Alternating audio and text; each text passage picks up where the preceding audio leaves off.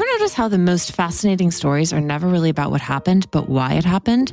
The cultural undercurrents, the power moves, the moments that shift everything? That's where Claude, an AI thinking partner, comes in. For minds that see a headline and ask, what does this really mean? And who's actually behind this? Claude helps you dig deeper into the questions that won't let you go, connecting dots others might miss. Try Claude for free at claude.ai/morning meeting.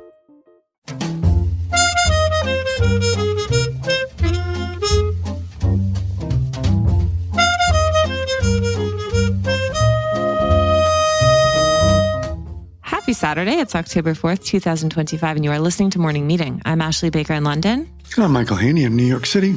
And what a week it's been in the news. Well, in the United States, Trump seems to be pursuing a partisan military, and he wants to use our cities as a training ground for them. But we don't have the heart to ruin your day. Instead, let's talk about another piece of news. Researchers at the Max Planck Institute for Evolutionary Anthropology have examined more than 1,100 species of mammals and birds to investigate a very simple question: which sex tends to live longer? They concluded after much research and in no uncertain terms that it's females, but the rationale behind it was very surprising. It turns out that the mating rituals of men are largely responsible for their shorter lives. So the more vigorous and hectic those are, the worse for longevity. The whole shebang just requires so much energy. So Elon Musk, Boris Johnson, and the rest of you lot, consider yourself warned. As usual, airmail is the antidote to everything bad happening in the world, and we have a great episode and issue for you.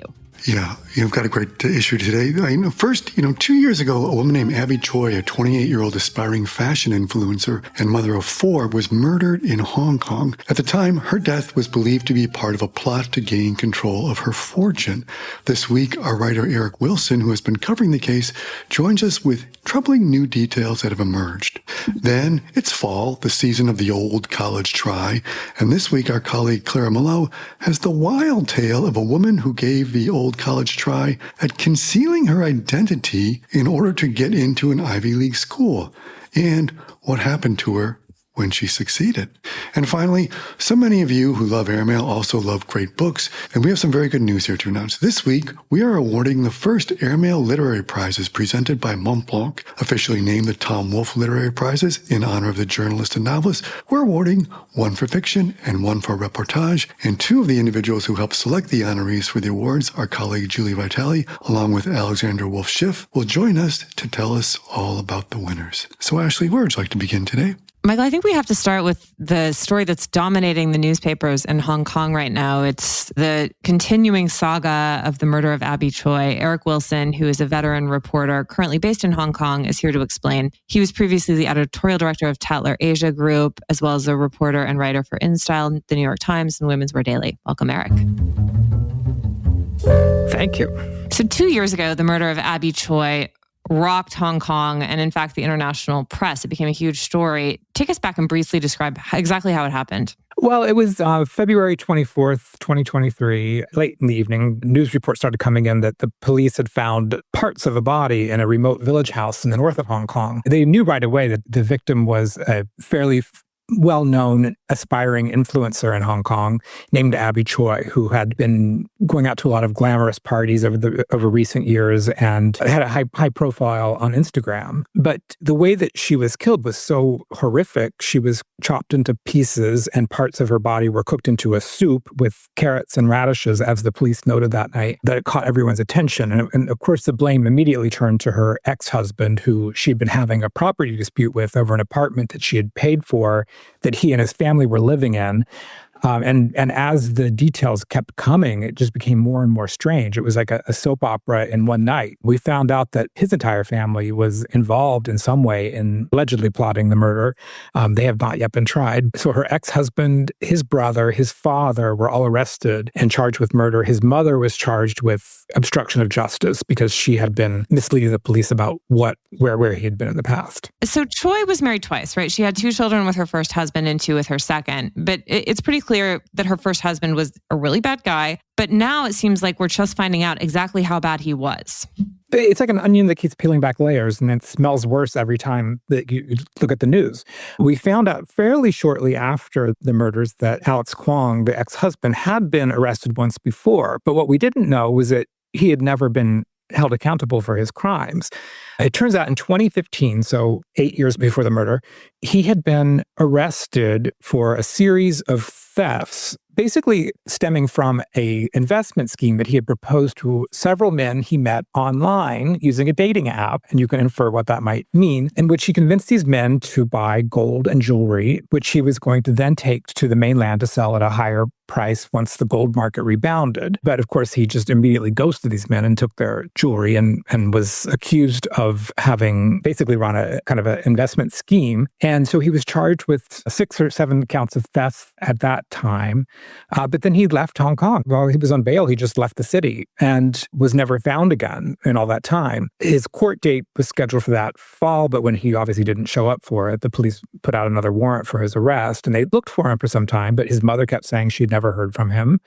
And he hadn't apparently come back into Hong Kong through any legal channel in all that time. Several people who have since testified in various court trials or have talked to the press have noted that he was, in fact, back in Hong Kong numerous times since 2019. So even though he'd been out on bail and had escaped from Hong Kong, he was never held accountable for these earlier crimes that happened while he was married to Abby Choi. I mean, Eric, Hong Kong is not known for having especially lax laws at the border. I mean, how do we imagine that he was able to get back and forth? Are there any conspiracy theories around this, or do we have any evidence that would support one of them? Well, there are lots of conspiracy theories around the entire case, but specifically regarding coming back and forth and through Hong Kong, which is not a simple matter for anybody without the proper documentation. It's very well regulated and very automated, in fact, very modern, the border process almost anywhere where you come in and out of the city. But there's 2 or 3 theories that you could look at. Number one is what they call a boat-to-boat transfer. And if you've ever watched a K-pop drama, you've probably seen this, where you're taken out into a boat into international waters, picked up by another boat that brings you back into another place where you wouldn't actually go through customs. And in fact, that's what he was trying to do when he tried to escape from Hong Kong after Abby Choi's murder. He had negotiated with a yacht rental agent to have a boat pick him up at a kind of a remote pier in the northern part of Hong Kong to take him out to waters where he would then go be picked up by another boat and taken to Macau. The problem with that being a regular activity is that it's quite complicated, very expensive, and very dangerous, very risky. So it's unlikely he was doing that quite frequently. A second possibility, because when he was finally arrested in 2023, the day after the body was found, when he was trying to make his escape, among his personal effects, they found his brother's passport and Chinese driver's license, which could mean he was for some time using his brother's identity coming back and forth. The third option, which of course, this is where you really get into the conspiracy theories, is whether or not he was bribing someone higher up in the customs process or, involved with any type of criminal element that could have been moving groups of people back and forth from the city, which, there are still multiple examples of that happening in the news all the time. This topic is once again dominating the headlines in Hong Kong because of a recent trial. Tell us about what's going on now. Bring us up to speed. In the months after the murder happened, 6 people were ultimately charged in the crime. There was the ex-husband, his brother, and father, who were the 3 charged with murder. Their trial has not yet happened, and it's just moved to the High Court this year, so hopefully we'll know soon when that's going to actually go to court. But 2 other trials did happen this year related to the other 3 people who were implicated in the crime. His mother, Jenny Lee, who was charged with obstruction for having misled the authorities about where Alex was when they were starting their investigation. And the other 2 were the yacht rental agent he had approached, as well as a woman who was a friend of his, of the yacht rental agents, who had also helped kind of facilitate that escape plan. So the 2 accomplices on the escape plan were tried in February of this year. Earlier this summer, they were found guilty, each sentenced to 6 months in prison. And the second trial was of his mother, which happened in July. Her verdict came out on Tuesday, and she was found guilty of obstruction as well for her role. Her sentence will be later this fall, but we're still awaiting the main trial at this point. Eric, do investigators have a clear motive for this in their mind? The most obvious motive, and what they even said on the day that her body was found, was that there was a massive dispute happening between her family and her ex-husband's family over the fate of this apartment that she had supposedly bought for them to live in after the divorce and now wanted to sell because the Hong Kong property market was tanking. It was a $9.3 million apartment, which is startling when you think about why she would have bought this apartment for her ex-husband's family to live in. But you do have to understand this is Hong Kong, where strange things do happen like this.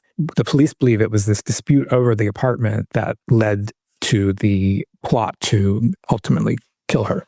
Eric, Is there a sense of outrage? Like, what's sort of the mood in Hong Kong right now around this case? How are people reacting to this and these revelations? Hong Kong has one of the most pronounced disparities between the wealthy and the poor. And this is actually really an interesting aspect of the story, is it is a story of a rich family and a financially struggling family and the different experiences they've had in Hong Kong. So I think that's one of the reasons why it's really struck a nerve in the city, seeing this disparity in their different existence and why the financially struggling family might have been so jealous of what was happening with this much richer family that they would then, want what she had and maybe have felt entitled to the same kind of things that she was getting in her life. This kind of sudden going off to Paris couture fashion shows and going to incredible parties while they were struggling to make ends meet. That may have really triggered that kind of jealousy. And I feel like that's part of the Hong Kong story.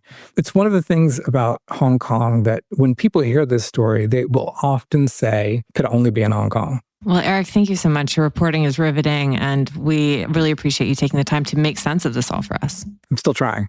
Thank you.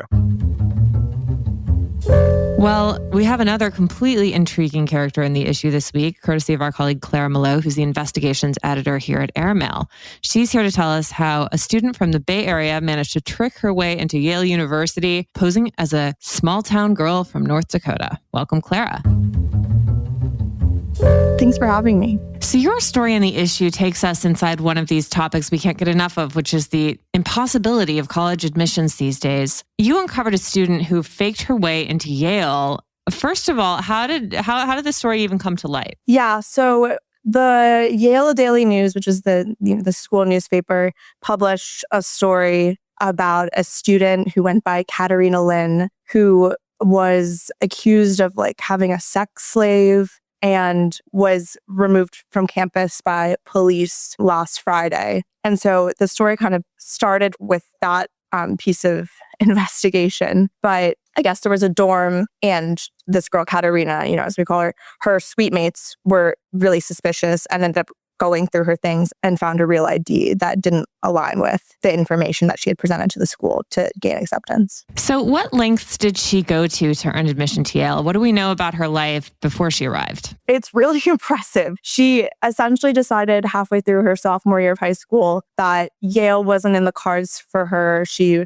was an Asian student in California, and she thought it was just going to be too difficult. And so instead of devoting her time to her studies, she devoted it into learning all these new tricks and skills to essentially create an entirely fake persona that would trick Yale. And, so she was from a small oil town in North Dakota. Her address was a motel there. She had a North Dakota cell phone number. She created a transcript from scratch, teacher recommendations from scratch, changed her name. And with me, she was a little bit cagey about exactly how she did certain things. How do you trick Yale into this? Because she said she didn't want copycats and she had created her own methods that she didn't want, to enter public knowledge. But it was super impressive. As you report in your story, supposedly, if we're to believe her, she said the admissions person who she later contacted her and said hers was the most impressive application of the entire student body that year, right? Yeah, exactly. And she felt so bad. She was like, I don't want to crush his dreams. She had basically crafted the perfect application. She listened to the Yale admissions podcast. She read books. She put a lot of time and energy into making sure that her application, one, raised no red flags about her identity, and two, would gain her acceptance. She said she wanted to do this because she thought, obviously, I'm an Asian student from California. That kind of box is already checked. So she had to swerve over and create something that no one had ever seen before, right? Yeah, I would love to see the actual application. I haven't been able to get my hands on it, but say what you will about the ethics of what she did. She's got to be smart, because I would imagine that is no easy feat, and it doesn't sound like she had any help from anyone. As I'm reading this story, it's so incredulous for so many reasons, but the first is that she got through Yale in the first place. Are they not doing basic identity checks on their applicants? I feel like just to put my kids into nursery school in New York City, you had to send their passports and their birth certificates and all this information. How did she get through those filters? Yeah, well, that's part of the thing she's really cagey about, because clearly something she did worked, and I would have to assume people try this and it usually doesn't work. I will say that part of the North Dakota idea is that they don't have a system that is digitized. So, usually she said to me, for instance, that from her California high school, it wouldn't have worked because they use one platform. And I remember this from when I applied. And that platform is linked with the Yale platform. Like they use the same kind of software, I guess. And so she needed to pick somewhere that was rural enough and didn't have those resources. So she was doing things and, the school would say, oh, I guess that's just how they do it in this tiny town we've never heard of 2,000 people. And so I think that gave her a little bit more leeway than if you had been applying from like New York or DC or, somewhere else. I mean, Clara, another mystifying fact about this story is that she's talking to you about it. I mean, back in the day, this would have been the end of someone's nascent university career. Like, where is she going to go next? What's the future for her? But do we live in this age of forgiveness where people can do these sorts of insane things and they become kind of internet sensations and therefore recreate a different life for themselves? I mean, what does her future hold? Yeah, it's a really good question. I would say that she was very hesitant to speak with me and knows that this is a huge deal in her life and it's going to mean, going a completely different direction. But I think there was that Yale story that painted her like a crazy person, with the BDSM parts. And she honestly, like, as she said to me, I think she was like, I think people think I'm a Chinese spy. And so I think this was her way of almost clearing her name, if we can call it that, saying what's rumor and what she actually did do. And then I don't think we're going to know of any Katerina Linds anymore. I think she's going to start again. Hey, I mean, if Anna Delvey could have a comeback, I have faith in her as well. I agree. I'm Team Katerina. I would think if I were like the CIA or, the NSA, just like, this is someone who clearly can hack a system. Give her a job, as an intelligence officer right now. And who needs college? Yeah, I know. I keep thinking of that line in Clueless where the dad says, like, honey, I wouldn't even be more proud of you if they were real grades, when she like negotiated her way up to A's, because this is much more work, more original, and definitely more dicey than like what I did to get to Yale. So I was saying, I feel like they should just like let her stay. I mean, and by the way, to actually your point, like if she's going to apply for college again, write about something in your personal essay that you have like, hey, I've got a story for you now. Imagine this. I was so desperate. I created this false persona, but I've learned my lesson. And so please let me in now. Yeah, I agree. Well, Clara, thank you so much. Great story. And we look forward to the next. Thanks so much. If you're a creative who finds inspiration in unexpected connections, who sees a design and immediately wonders about its origins, Claude gets that curiosity. Whether you're developing concepts, researching visual trends, or exploring how ideas move between industries, Claude helps you follow those creative rabbit holes that lead to breakthrough insights. Try Claude for free at claude.ai/morningmeeting and see why the world's best problem solvers choose Claude as their thinking partner. Well, there are plenty of credible talents in the world, and we've got quite a few of them involved in the new Tom Wolfe Prize for Fiction and Reportage, which is presented by Mont Blanc, and it's something that has been a big topic of conversation here at Airmail. And this week, the winners will be shared with the world. Julia Vitale, our deputy managing editor, is here with Alexandra Wolfe-Schiff, a journalist as well as the daughter of Tom Wolfe, to explain how it all came together. Welcome, Julia and Alexandra.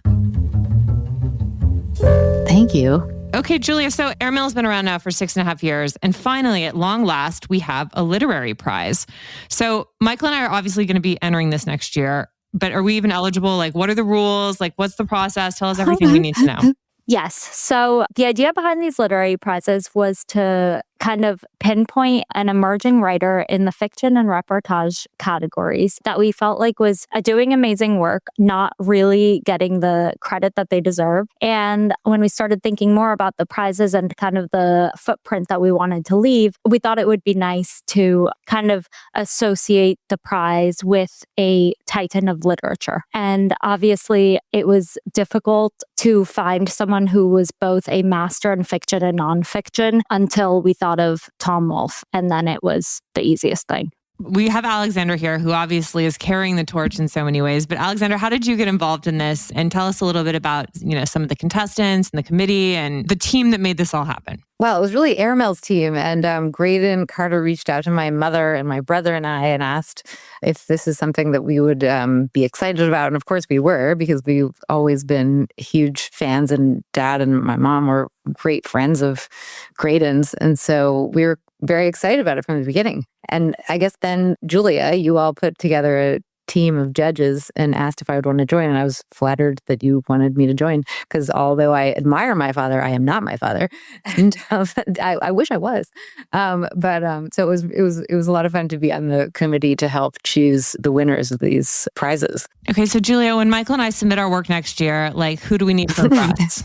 It's funny you asked that. When we were putting it together, this committee, people are busy, more busy than ever these days. And I really was expecting for it to kind of be like so-and-so kind of agreeing to put their name on the prize, and that was it. But what I think I was so pleasantly surprised by, and Alexandra, you might also agree, is how involved certain committee members were, both in terms of reading everything possible and coming with really, really insightful commentary that made the whole kind of narrowing down process and ultimately deciding on a winner that much more meaningful. So we had people like Lena Dunham, who's obviously busy filming her show, Lisa Taddeo, who's busy adapting her books into shows, and a few other really standout committee members who made this whole process, I think, that much better. Let's talk about our winners. Who do we start with? So for fiction, we went with Vincenzo Latronico. Good accent. Wow. Thank you. One of the few criteria for our prize, we left a very open ending and just like emerging writers, no age limit, but tried to skew on the younger side. One of the few criteria was for their work to be available in English. And Vincenzo has written several books, but the first one to be translated in English was his novel Perfection, which came out earlier this year and is about an expat millennial couple living in Berlin. And we were blown away by it. We thought it was Woolfian in its observations and just so good at capturing a generation and its preoccupations. We considered a lot of names for this prize, but I think he was a almost unanimous winner with the committee. And on the nonfiction side, we're equally excited about Megan Dawn, who has been a writer for quite some time, but we wanted to give her the credit that she deserved. And Alexandra, you had actually a really good way of putting kind of her work and how you interpreted it. I guess I love the idea of having a fiction and nonfiction prize,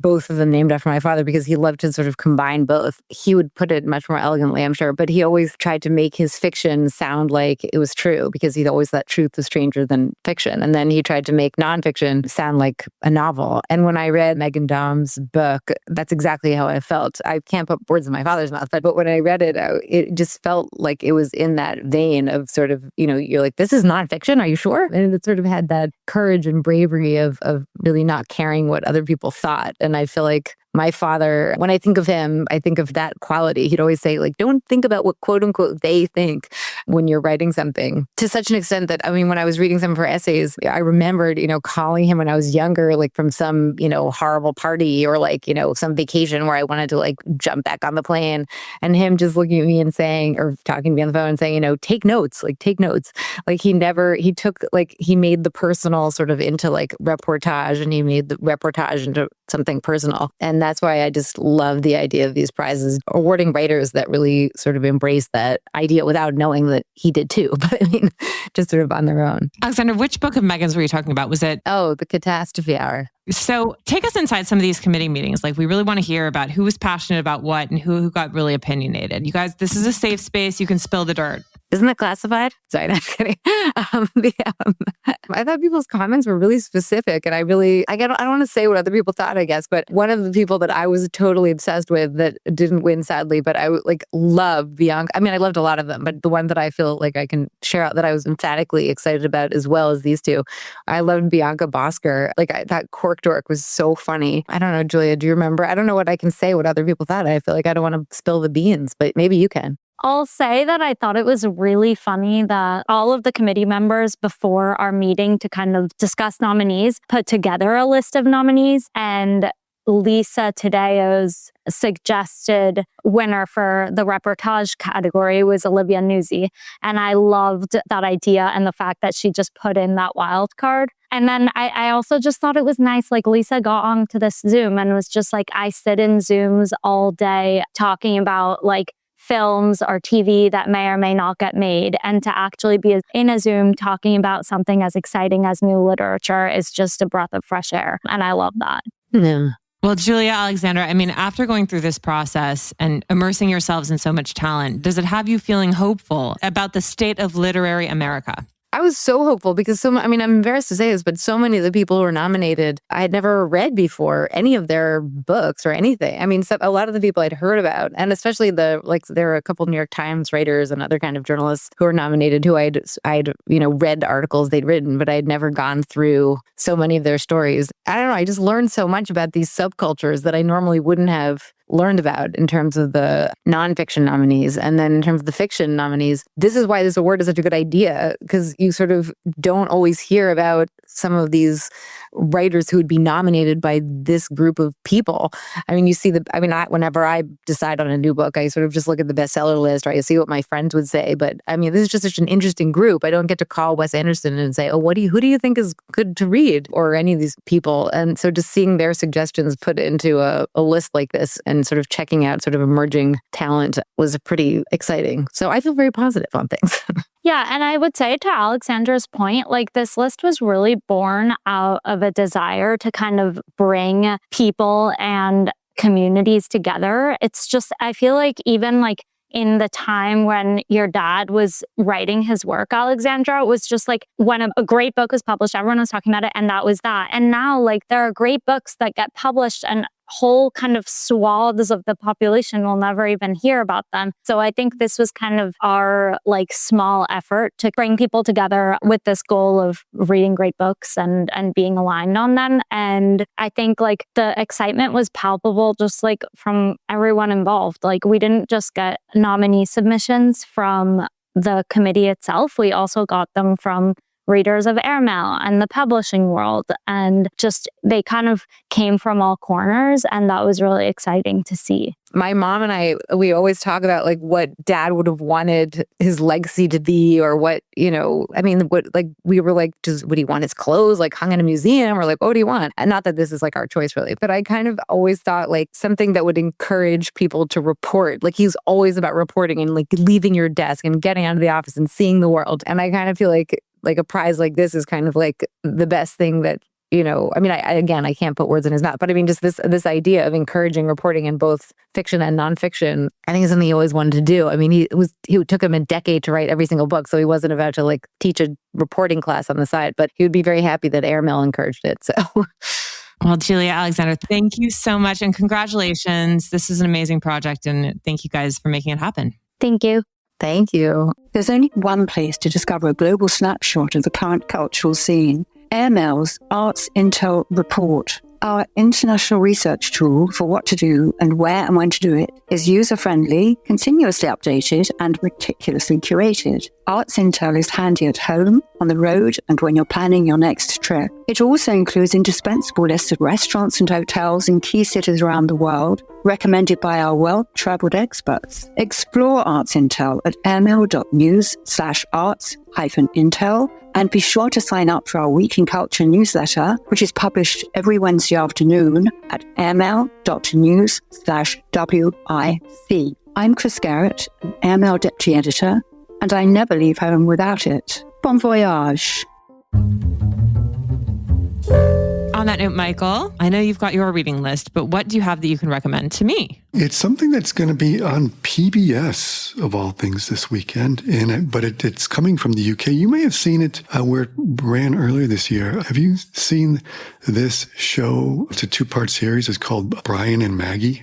I have not. So, I think we all know Frost Nixon, which was the classic recreation of that sit down between Frost and Nixon. This one is a two-parter. It's billed as a docu-series, and it was directed by Stephen Frears, who does great work. And it stars Steve Coogan as a Labour MP turned journalist, Brian Walden, and then Harriet Walter, who you may remember from Succession, who played the first wife, and she plays Margaret Thatcher. And it sort of revolves around an interview they did in 1989. They were longtime friends, and then how their friendship kind of came to tatters after this interview that they did in the UK. So it's going to show up on PBS this weekend on Sunday night if you all want to watch it. I haven't seen it, I have to admit, but I've seen the trailers. Super intrigued by it. I love the work of Steve Coogan and love the work of Stephen Frears. And like I say, anything that sort of travels in the footsteps of Frost Nixon, I'm sure it's got to be pretty great. And it's called Brian and Maggie. And you, my dear?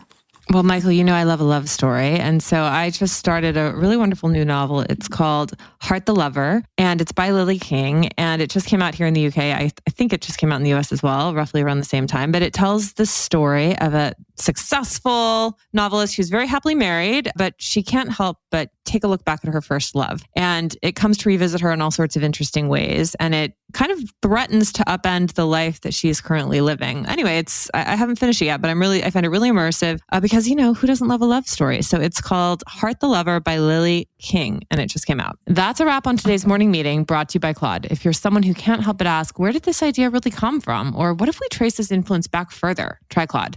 It's the AI that feeds your curiosity rather than rushing you to conclusions. Try Claude for free at claude.ai/morning meeting. All right. We wish you all a wonderful weekend. Thank you so much for joining us. Michael, will you please read us out? Yeah, we'd like to thank our sponsor, Anthropic, as well.